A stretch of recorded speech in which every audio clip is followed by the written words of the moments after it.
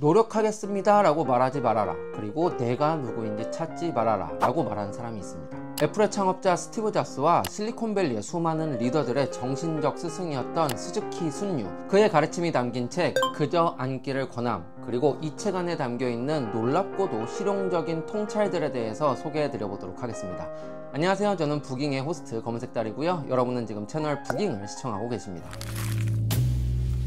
가장 먼저 이 책을 이야기할 때 스즈키 순유라는 사람을 빼놓을 수가 없어서 이분에 대해서 아주 간략하게 소개를 하고 넘어가도록 하겠습니다. 스즈키 순유는 1904년 일본에서 태어났는데요, 아버지가 불교 승려였다고 해요. 그러면서 자연스럽게 불교 사상을 받아들이고 승려가 됐다고 합니다. 그리고 그는 1959년에 미국으로 넘어가서 미국 최초의 불교 선원인 샌프란시스코 선 센터를 창립했다고 합니다. 그리고 1971년 불교에선 이제 열반에 든다라고 표현하잖아요. 그러니까 이제 돌아가시기 전까지 불교 사상을 미국에 뿌리내리는데 아주 큰 기여를 하셨다고 합니다. 특히 스즈키 순유님이 살아생전에 쓴 책 중에 선심초심이라는 책이 있다고 하는데요, 그 책은 전 세계 수많은 독자들한테 큰 울림을 줬고 아직까지도 시대를 초월한 베스트셀러로 정말 많은 사람들한테 사랑받고 있다고 합니다.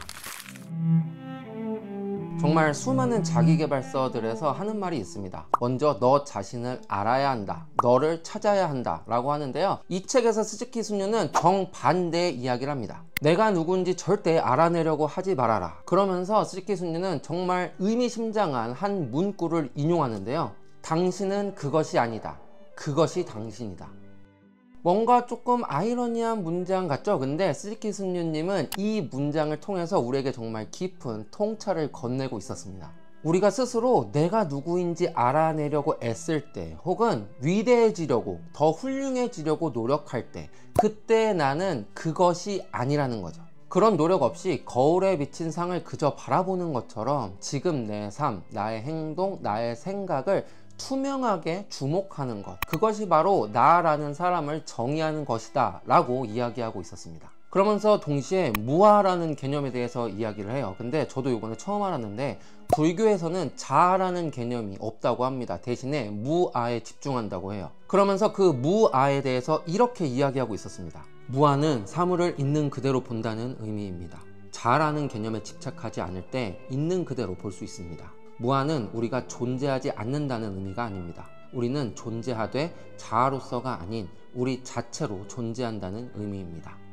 이 말처럼 우리가 진정한 나와 마주하고 싶다면 불필요한 생각을 멈추고 이 순간 내가 살고 있는 이 삶 자체를 주목하는 게 최고의 방법이 아닐까 하는 생각이 들더라고요. 그러면서 동시에 나를 찾아야 한다, 나 자신을 알아야 한다 라고 하는 그 수많은 충고들이 어쩌면 내 삶에 충실하고 지금 내 모습을 직시해야 한다, 뭐 이런 말이 아닐까 하는 생각이 들기도 했습니다. 이 부분은 정말 제가 앞으로 살아가면서 꼭 가져야 할 마음가짐 그리고 태도라는 생각이 들었던 그런 부분이었는데요, 우리가 평소에 되게 자주 말하고 자주 다짐하는 그런 문장이 있습니다. 뭐냐면 예, 노력해 보겠습니다, 예, 그렇게 한번 해보겠습니다, 뭐 이런 말일 텐데, 이런 말을 할 때 우리가 이 말에 긍정적인 의미를 많이 주고 받습니다. 하지만 이 책의 작가는 이 말을 가차없이 거부합니다. 대신 이렇게 말하라고 하죠. 무조건 하겠습니다. 내가 할 수 있을지 없을지 모르니까 그렇게 말하지 않겠어 라고 생각한다면 이는 오만이자 불교도의 적입니다. 그렇게 하겠습니다 라고 말하는 것은 오만하지 않습니다. 노력하겠습니다도 그리 좋지 않습니다. 그렇게 하려고 노력하겠다는 건 여러분이 머뭇거리고 있다는 의미입니다. 사실 이 부분은 조동종 불교의 윤리 원칙인 16조계를 받아들일 때 마음가짐에 대해서 이야기하는 부분이었는데요, 사실 그 종교를 떠나서 우리가 어떤 목표나 목적을 대해할 때 우리가 꼭 견지해야 할 마음가짐이 아닐까 하는 생각을 해봤습니다. 사실 다들 아시겠지만 이 현대사회에서 내가 정한 그 목표를 달성하는 게 정말 얼마나 어렵고 힘든 일인지 뭐 다들 아실 겁니다. 마치 이제 맨몸으로 바다에 뛰어드는 것만큼이나 어렵고 두려운 일이잖아요. 하지만 정말 해내고 싶다면 망설임 없이 뛰어들어야 하는 것도 사실입니다. 이런 상황에서 내가 무조건 해낸다, 진짜 내가 해내고 만다, 뭐 이런 선언적 외침이라고 할까요? 뭐 이런 것이 나 스스로에게 하는 격려, 그리고 내가 내게 주는 용기, 뭐 이런 게 아닐까 생각을 해봤습니다. 그리고 이런 태도가 그 깊은 바다로 뛰어든 우리에게 일종의 구명조끼 역할을 하지 않을까, 이런 생각도 동시에 들었습니다. 그렇게 하겠습니다, 라고 말할 때 그게 여러분이 계율을 지키는 방식입니다. 그걸로 충분합니다. 이 말처럼 실제로 내가 그 목표를 달성하느냐 달성하지 못하느냐 보다 내가 이런 마음가짐을 가지는 것 자체가 그 목표에 도달하기 위한 하나의 방법이다 라고 생각하면 되게 좋을 것 같았어요. 아직 도착하지 않은 미래에 얽매여서 불안해하고 걱정하는 것보다 지금 이 순간 내 마음, 내 각오, 내 생각에 확신을 갖고 밀어붙이는 것, 그리고 내 확신에 어울리는 노력을 쏟아내는 것, 이것이 어찌 보면은 가장 중요한 핵심이 아닐까라는 생각이 들면서 앞으로 노력하겠습니다 라는 말보다는 이렇게 꼭 해내고 말겠습니다 라고 말하는, 그리고 그렇게 태도를 가지는 그런 연습을 해야겠다라는 생각이 드는 부분이었습니다. 이 책은 불교 사상에 대해서 이야기하고 있는 책이지만 전통스러운 방식으로 그 이야기를 전하고 있진 않았어요. 물론 이제 책의 마지막 부분에 가면은 부록 부분에 제가 아까 말씀드린 그 16조계에 대해서 되게 상세하게 이야기하고 있는데 그 부분을 제외하고는 정말 불교스럽다라는 생각이 그렇게 크게 들진 않았습니다.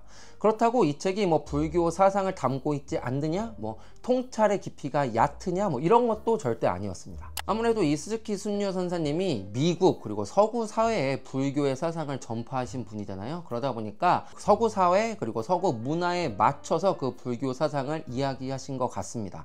그러다 보니까 전통적인 느낌이 나는 그런 종교 서적은 아니었고요.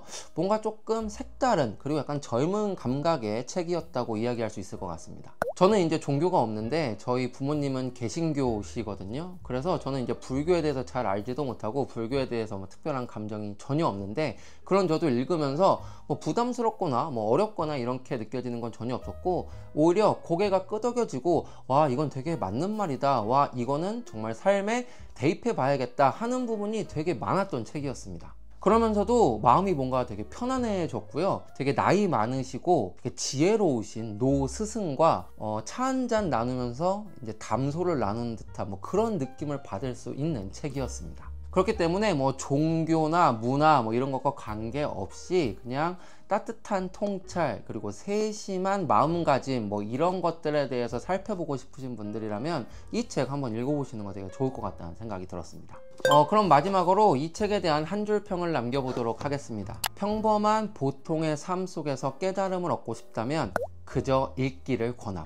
네, 오늘 영상은 여기까지고요. 저는 다음에 더 좋은 이야기로 돌아오겠습니다. 그때까지 안녕히 계십시오.